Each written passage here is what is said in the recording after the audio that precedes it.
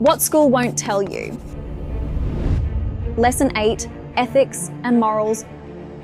Hi guys, I'm sure you've noticed that in recent times, especially since the pandemic, people have been going more and more berserk,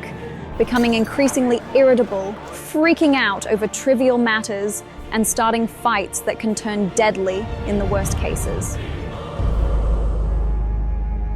But what causes this unprecedented loss of self-control? Is it the increasingly difficult living conditions, such as the global rise in the price of all goods? Or are there much more fundamental problems that not only favor the downfall of our society, but actually hasten it? This is the question we want to explore in this video. The reason for a degenerating society can be found in the loss or decline of all ethical and moral values. Ethics and morals are undoubtedly connected and are often equated. But there is a crucial difference, because the respective norms and values of morals are considered to be a single group, whereas ethics rather describes what is right or wrong, which can be explained with a different and scientific description as a general discussion of right and wrong. Everywhere there are opportunities to behave consciously, according to ethics and morals, to behave politely, honestly, tolerantly, and considerately, thus in daily life as well as throughout life in general.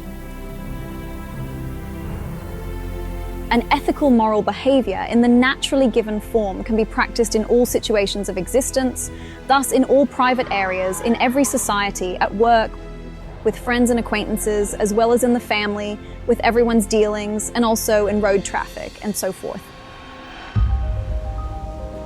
Ethics and morals are also practical instructions for the life conduct, for conditions and rules that are of value in this respect, as well as for correct actions and doings, which human beings have to concern themselves with again and again.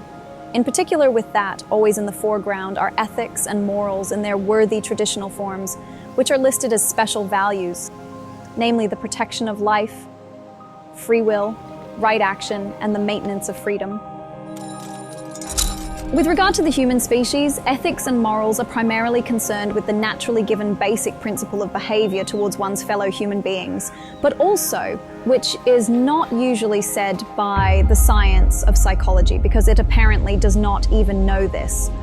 towards planet Earth, towards nature and its fauna and flora. However, the ethical moral values also refer to questions of sexuality, just as they are not, and never limited to, very many other things, but are extremely important, such as with regard to logic, the intellect, rationality, and responsibility. These have always applied in particular and in every case, and must apply for all future. The thoughts and feelings alone, which can lead, for example, from an ethical moral gratification to an indignation, pity, or guilt, up to strange emotions, are to be divided into values which the human being normally never becomes conscious of. Ethics and morals are fundamentally concerned with human actions of good and evil, as well as of right and wrong, and indeed in particular of the behavior.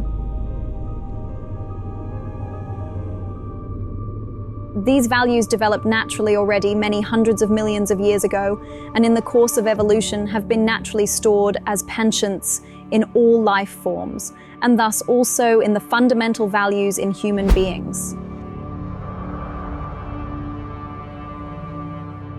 This is the case, while otherwise the majority of all values, however, must be acquired by human beings themselves through education and self-education and so forth. Ethics and morals do not only mean that one should not kill, but they also say that wars should not be waged and that death sentences should not be imposed, but also that the human being should not quarrel, should not hate, and should not use Gewalt and so forth. However, ethics and morals also say that the human being should be self-conscious, self-confident, dutiful, and honest, and so forth.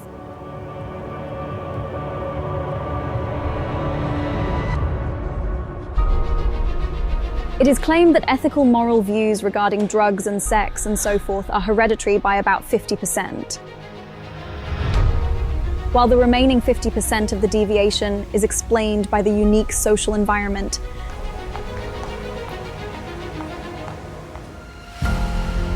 However, it cannot be seen like this in accordance with natural ethics and morals, which are, in fact, in a nature-based form, completely directed towards ensuring the living together of each species and kind, depending on their own kind. This naturalness of the ethical moral values, however, comprises only the smallest part, because the great entirety of ethics and morals is to be worked out by human beings themselves. However, with regard to all values of the entire ethics and morals, these are to be determined individually by each personality, whether they are worked out or not. Explicitly, with regard to views and assumptions, these are indeed neither for anything, nor are they directly or indirectly hereditary,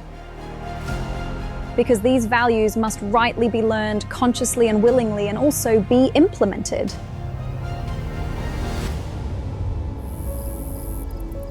Children already unconsciously learn the naturally given part of ethics and morals when they are still very small, because, as a rule, they are already indoctrinated with it after birth, namely without this being perceived by the parents, and thus not realized. The whole thing happens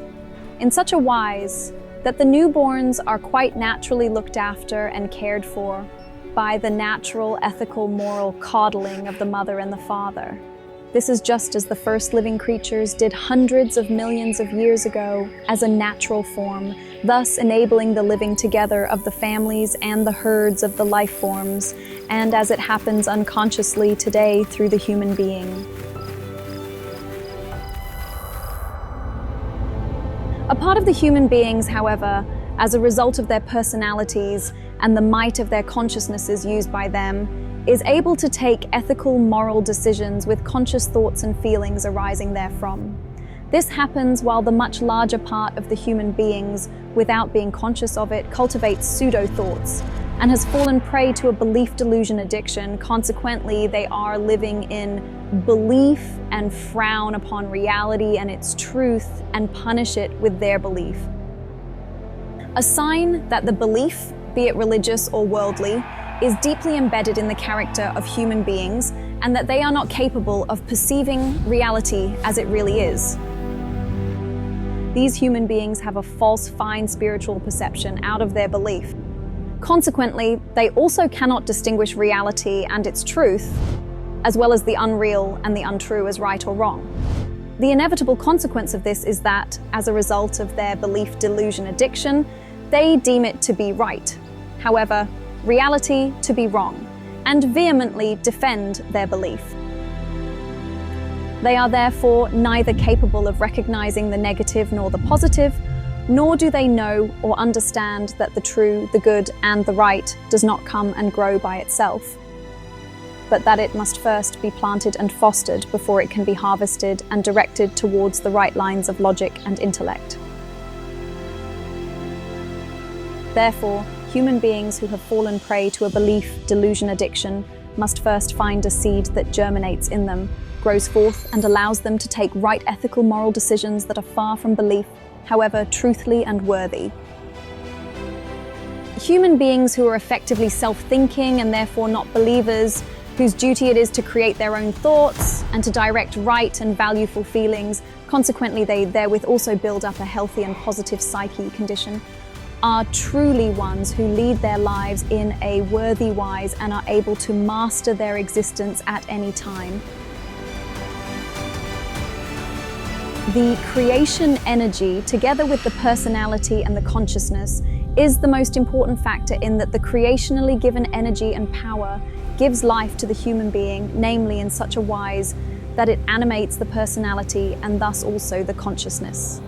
It is also through this energy and power that human beings are able to create thoughts and feelings by means of their consciousnesses, through which they can not only mold, form, and use their daily lives, but also learn and acquire knowledge, through which they in turn evolve, that is to say, develop and become more knowing, more understanding, more knowledgeable, more capable, and more lettered, and so forth.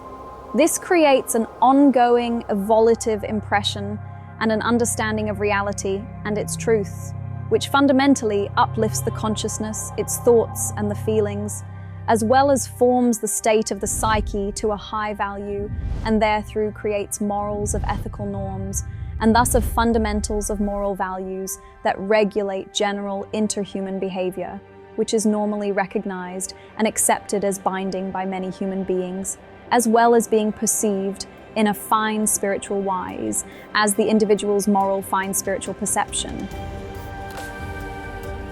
Fundamentally, it is to be understood that all activity of the consciousness is always a product of the creation energy and offers the human being the possibility to keep life functioning and to evolve knowingly through its energy and power. Everything conceivably possible in both positive and negative form of the thoughts and feelings is based solely on the fact that the creation energy alone offers everything in terms of energy and power, that human beings are able to also bring about feeling impulsations by means of thinking. However, how they form their thoughts and feelings in a positive or negative wise, and whether they are connected to reality and its truth, or to unreality and thus to untruth, is something they decide for themselves.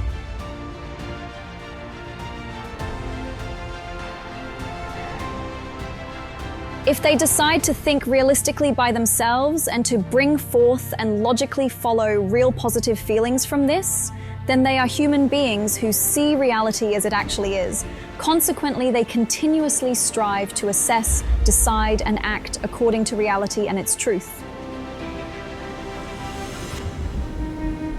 If, however, human beings are undecisive, careless, slovenly, and lacking in energy in the sense of unconcernedness, or if they are too young to perceive, comprehend, and logically follow reality and its truth, then they begin very early, as a rule through indoctrination in the form of upbringing and hearsay, as well as copying from acquaintances and the environment and so forth, to shield themselves from reality. As a result, they turn to what they simply want to believe and accept as truth, thus simply trusting and, without thinking, relying on all that is said. Anything opposite that is based on reality and its truth is inconsiderately rejected and deemed to be a lie and deception. However, in return, the realization of an expectation is hoped for, which, however, remains unfulfillable at all times. Every religious belief leads to a dependence, almost a pathological craving, with almost no hope of rescue, as a result of which human beings befallen by it feel a strong desire to embed their addictive beliefs and their addictive behavior ever more deeply in themselves, wherethrough they, in this respect, lose control over their independent thinking to such an extent that they believe in any situation that the God in whom they believe will surely direct everything in accordance with the rightness.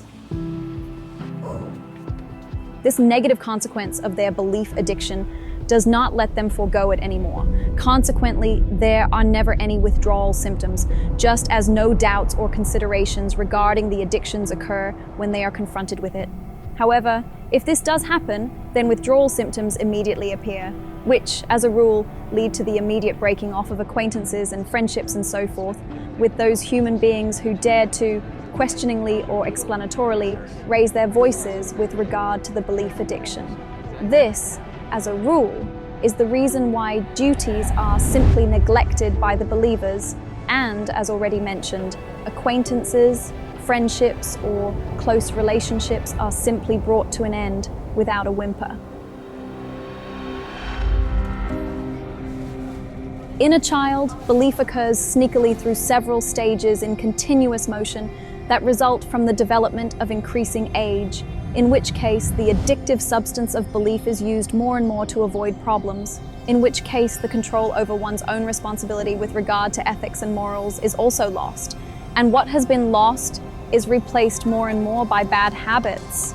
Thereby, the pathological craving for belief only turns to such an extent that a hidden or open hatred arises against all fellow human beings who are not of exactly the same belief or are without it. The belief addiction is not based on any genetic predisposition, but solely and exclusively on indoctrinating influences and the inconsiderate belief-based copying of the same by the human being in question. In a religiously believing family, a child at a very young age already finds itself in a difficult, religiously believing starting position, which constitutes a risk factor for the child to be able to develop its thought world autonomously without being harmed, because the religious belief that is shown to it by the family members has a dangerously indoctrinating effect, which the child cannot make a stand against, or can do so only with great difficulty. Depending on family conflicts, stress and gewalt, and even misuse in childhood or in the time of youth, a religious belief comes about that does not allow any viable ethical moral self-development. Rather, it all the more destroys any personal ethical moral impulse control and the sense of social development from the ground up. This also damages the capacities for the upbuilding of all important protective factors with regard to health, as a result of which the growing up human being inevitably has to make do with inadequate use of immune-based powers of resistance in his or her later adulthood. The socially inadequate norms of ethics and morals, which, as such, are obviously unknown to the science of psychology in their entire scope, but as a whole form the ample values of that by which the human being becomes a true human being when he or she learns, masters, and uses them in daily life, are the great terrible thing of the fact that the human being as a thinking weapon thinks, decides, and acts against that which is right, neutral, and life-affirming. As a result, everything is laid out for fighting, for malicious punishment, for murder and manslaughter, in which case the human being thinks, sees, assumes, and advocates this as good and fair. This also occurs in jurisdiction, and indeed simply because the death penalty is applied, as well as covert or overt torture, iniquitous insults and persecution, and unfair sentences. There is also the factor of the execution of a sentence, which frequently goes hand in hand with torment, harassment, and other bad and inhumane methods. But fighting is also waged politically, and indeed with legal coercive measures through which the human being's freedom is curtailed or robbed, as well as with military, through which state hostilities are fought out with war, with orders to kill and murder, which not only brings mass deaths and suffering, hardship and misery, but also tremendous destruction of valuable human achievements. However, that is not all, because also suffering and hardship, as well as Ausartung, lies, and serious financial and other types of cheating, murder and manslaughter and so forth through various kinds of sports, are ethically, morally unworthy to such an extent that it can be called more than just gruesome. This is because these sports are only directed towards fighting and victory, which not only leads to strife and gewalt, but also to hatred, to revenge and persecution, and even to murder and manslaughter. There is also a desire for might connected with it, and everyone wants to be bigger and better than the human being next to oneself. And this again provides a reason for harming, neglecting, and ultimately hating one's fellow human being, and so forth.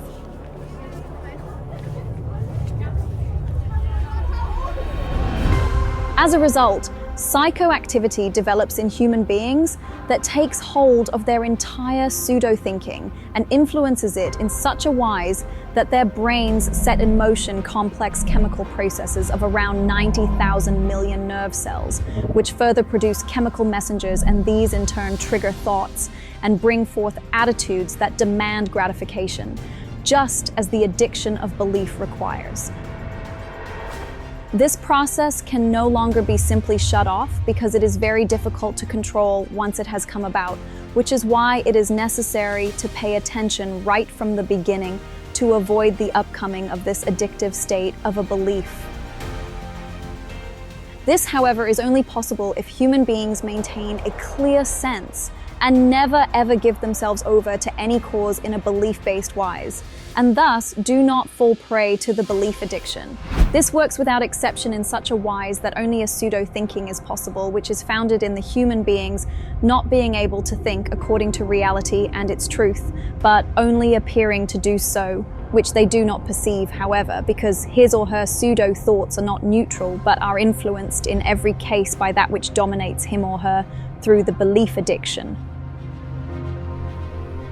If human beings really want to get away from the belief addiction, religious or worldly, they do not have as good a chance as human beings who have fallen prey to a substance-related addiction, because in the case of the latter, the withdrawal symptoms can be treated medically, and the addicts can, if necessary, be isolated in a clinic or privately.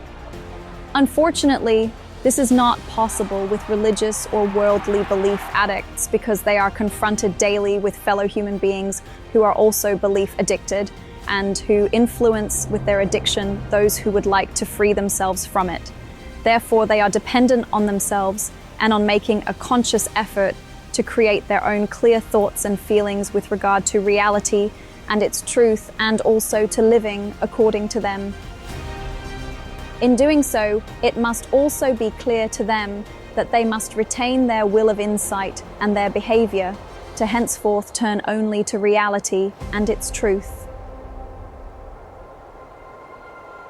Although the belief delusion addiction is very arduous to resolve, it does not correspond to a diagnosis of an absolute life sentence, because if human beings gain ethical moral knowledge through learning, then the sense for logic, intellect, rationality, and responsibility also arises. Therethrough it results that reality is recognized, and no dear God, no angels or saints, good spirits and so forth, guide life in all situations, rather human beings on their own do, through their conscious thoughts, feelings, rational decisions, and correct actions. This basis of behavior is built up as naturally as ethics and morals, which of course already arose hundreds of millions of years ago in the first living creatures, and ensured that they were able to come together and even form families and herds and handle conflicts.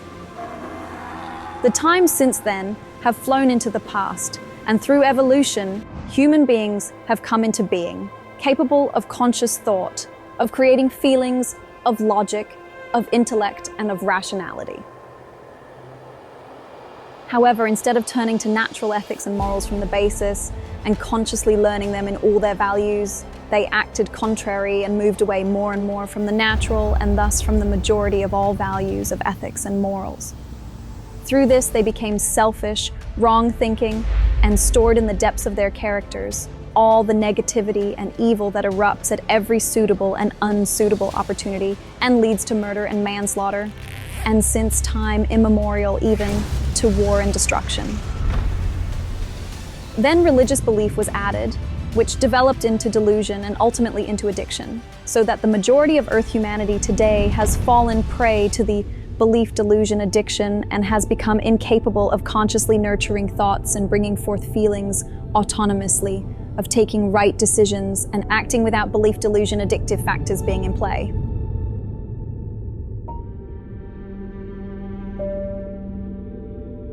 The ample natural values of ethics and morals, which human beings of Earth, however, neglect and are therefore confronted with constant unfortunate challenges in life,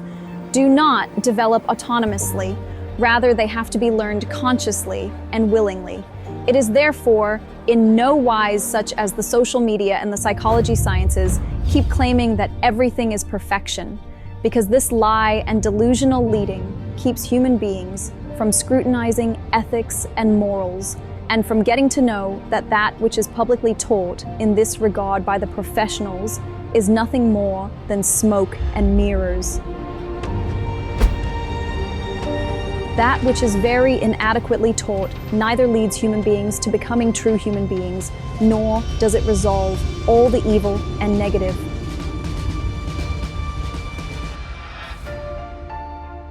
With the conscious learning of the values of ethics and morals, human beings come to know their own strengths and values, through which they build up a healthy trust in themselves regarding how they can also use their self-acquired abilities and always remain conscious and really active and capable of acting. The bond with other human beings forms honestly and well, and the dealing with them becomes trustful and reflects that which the character really sets free in the positive, which is fundamentally brought forth by the consciousness and its thoughts and feelings in a positive wise.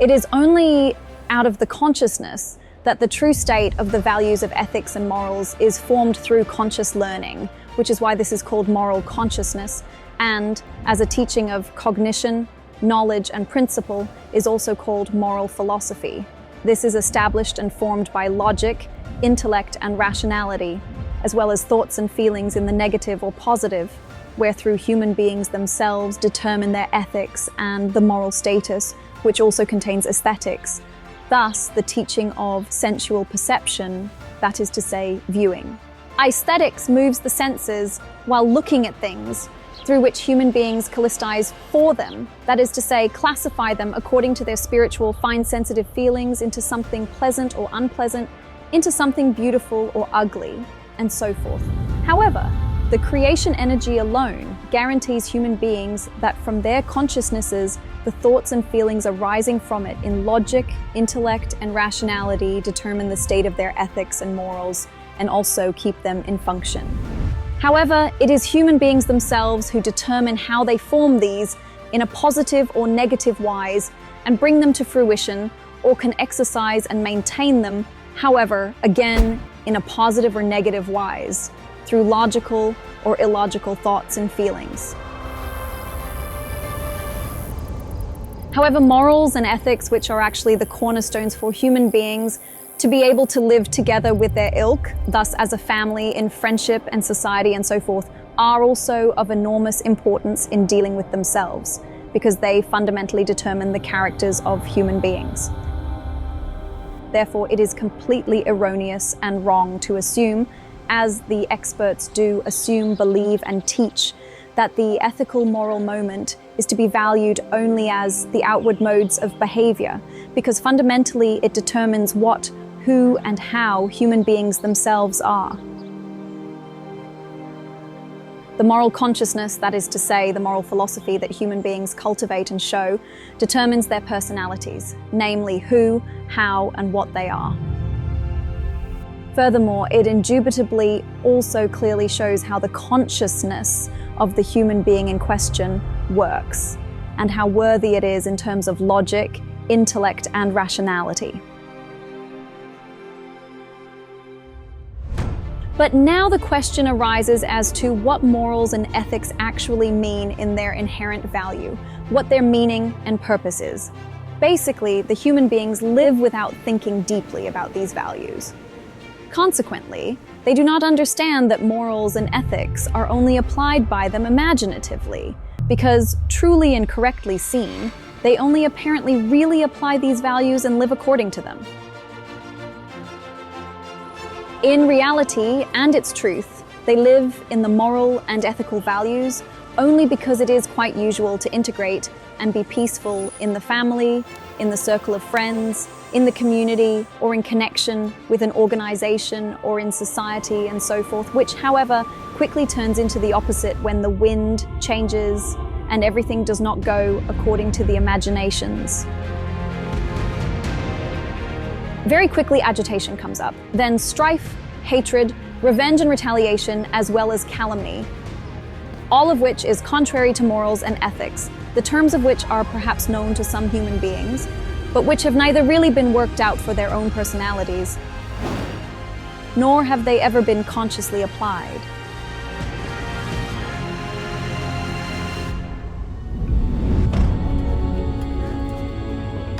The rule, namely, is that peaceful coexistence in the family, among friends, in the community, in the military, and in society and so forth, only takes place because it is custom and tradition, or prescribed in simply fashion, and does not happen in conscious adherence to morals and ethics. Therefore, morality and ethics are not consciously learned and applied, but only something sanctimonious that the human beings imagine they will do when asked or when it is demanded of them. In truth, however, they have never consciously learned it and also have not taken it on from anyone that they would be conscious of it. Only then, when human beings devote themselves consciously concentrated to comprehending, learning, and permanently applying ethics and morals, will they be able, in the first place, to treat themselves and their fellow human beings, and furthermore, all living creatures, as well as the planet, nature, and the entire fauna and flora, in a right and honorable form. Thus, morals and ethics are not only important and of very great significance in enabling human beings to live together, but, which is extremely rare if it is even mentioned and explained at all, they affect human beings personally and set them apart as such, if they really cultivate the high values of ethics and morals. This is because they form them, make them conscientious and honest, and also make them true and self-thinking human beings who, true to reality and its truth alone, perceive everything and cultivate their thoughts accordingly, make the right decisions and act accordingly, and consequently also protect everything worth living for. Only the correct and healthy status of morality and ethics guarantees the human beings that peace, freedom, fairness, and equality of all human beings and a correct state can exist. Something that can also be applied to all life forms, the planet, nature, and all its ecosystems, as well as to the ample flora, to all waters, the atmosphere and the seasons, and is applicable in everything. A thought, a feeling, a decision, as well as an action are quite wrong and bad, as well as not ethical moral if they are carried out. On the one hand, if the human beings know that the execution is contrary to ethical moral duty, but also if the ethics and morals are only superficial or are not cultivated at all. The rule with the majority of humanity on Earth is that it is not conscious of true ethics and morals, because as a rule, the human beings of this majority go along with these values only superficially, flutteringly, and without content.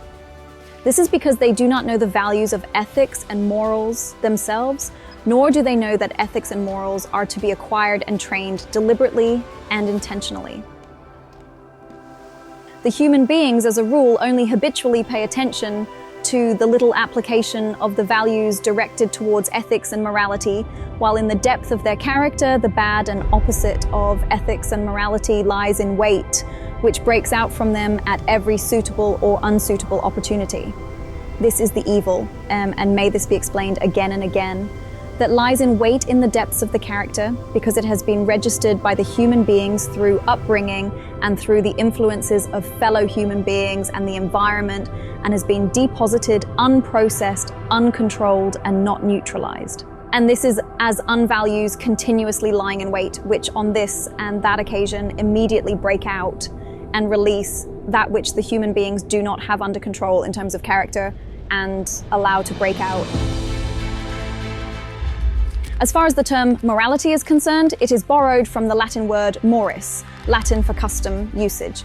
Accordingly, morality means that the human beings should adhere to customs and traditions and thus integrate to the moral behavior and consequently not behave immorally, thus therefore behave in a form that is required by the defined norms and rules of decency and behavior, and consequently of the corresponding behavior of one human being to another. So if human beings act immorally because they give free rein to their deep, negative character traits, then they become angry and simply hit out when something goes against the grain, or they commit senseless gavolt against themselves, rage thoughtlessly and senselessly against fellow human beings. However, it is also the case that they develop hatred, feelings of guilt or depression, or simply withdraw, just as they, on the other hand, often commit acts of gavolt because they cannot solve ethical moral conflicts and simply go crazy, namely because they have never consciously learned the very extensive values of ethics and morals. As a rule, however, this leads sooner or later to negative and quite evil Ausartung of the character and to uncontrollable behavioral Ausartung, which very often ends in suicide or, as another evil consequence, in murder and manslaughter.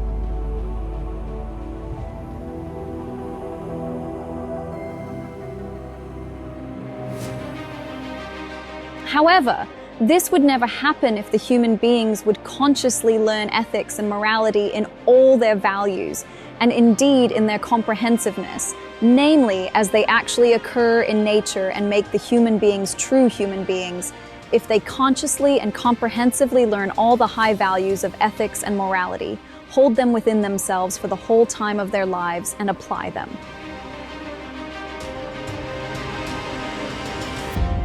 If the human beings are truly consciously educated in ethics and morals, then they will never sell their own grandmother. Consequently, they will never enter into enmities and never advocate or wage death penalties and wars, for which they will never provide any help or take part in such.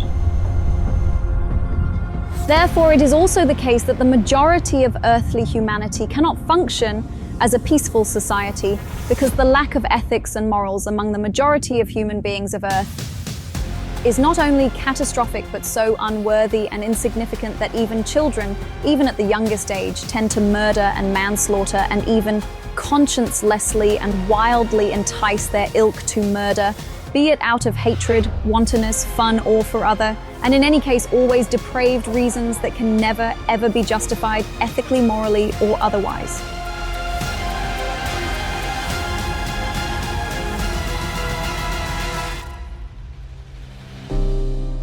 As the first important pillar for ethical moral development, a caring as well as very heedful and close bond, as well as the ethical moral behavior of the parents towards the child, is necessary and imperative, namely from the earliest youth at birth. This not only teaches and promotes the child's willingness to cooperate, rather the whole thing also has a very great influence on the necessary bond regarding the child and the parents, which fundamentally leads to the growing child feeling safe, protected, and loved. This forms the actual root of the becoming of the ethics and morals of the new human being, in which case this is therefore already at the beginning of life, and the becoming and understanding of ethics and morals not only begins,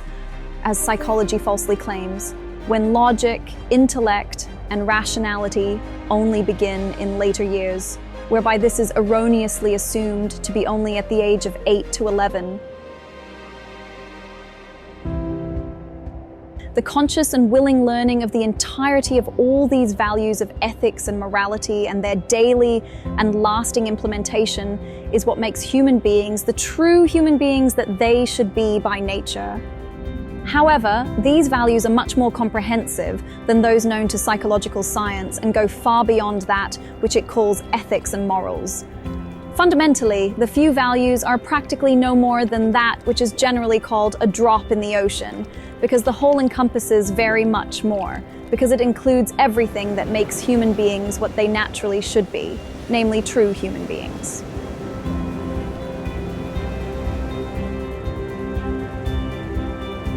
To become this, however, requires consciously learning what ethics and morality include and logically following it in daily life.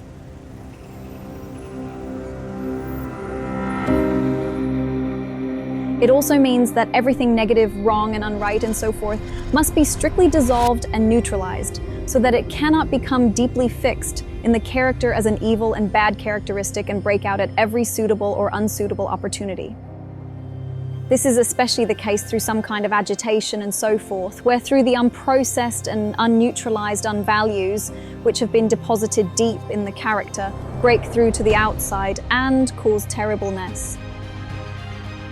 This happens in the form of lies and deception, as well as hatred, anger, revenge, calumny, but also as retaliation, revolt, and delusion, as war, suicide, murder, and manslaughter, and destruction, and so forth.